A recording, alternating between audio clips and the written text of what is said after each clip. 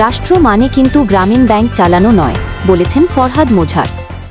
জাতীয় প্রেস ক্লাবে centre for democracy and piece studies আয়োজিত ফ্যাসিস্ট রাষ্ট্র ব্যবস্থা ও নির্বাচন শীর্ষক আলোচনা সভায় কবি ও চিন্তক ফরহাদ মোজাহার গণ অভ্যুত্থানের পর পতিত সরকারের সংবিধান ও আমলাতন্ত্র রেখে দেওয়ার কড়া সমালোচনা করেছেন। বর্তমান সরকারের বৈধতা নিশ্চিত না করে রাষ্ট্র পরিচালনা ও নির্বাচন আয়োজনের সমালোচনা করে তিনি বলেন, রাষ্ট্র মানে কিন্তু গ্রামীণ ব্যাংক চালানো নয়।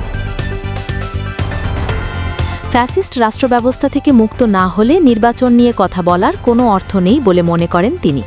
প্রধান উপদেষ্টাকে উদ্দেশ্য করে তিনি বলেন, আপনি তো গণ অভ্যুত্থানের মধ্য দিয়ে এসেছেন, আপনি গণ অভ্যুত্থানের কেউ নন।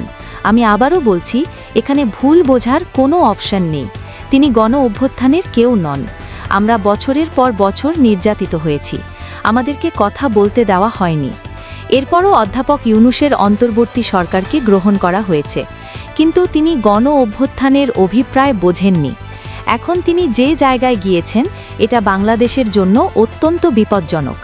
তার প্রথম ভুল, তিনি এসেই তরুণ শিক্ষার্থীদের মাস্টার মাইন্ড বলে পরিচয় করিয়েছেন। কিন্তু গণ অভ্যুত্থানের সত্তা হচ্ছে জনগণ, কোনো ব্যক্তি নয়। সবাই মিলে এই অভ্যুত্থানে নেতৃত্ব দিয়েছে।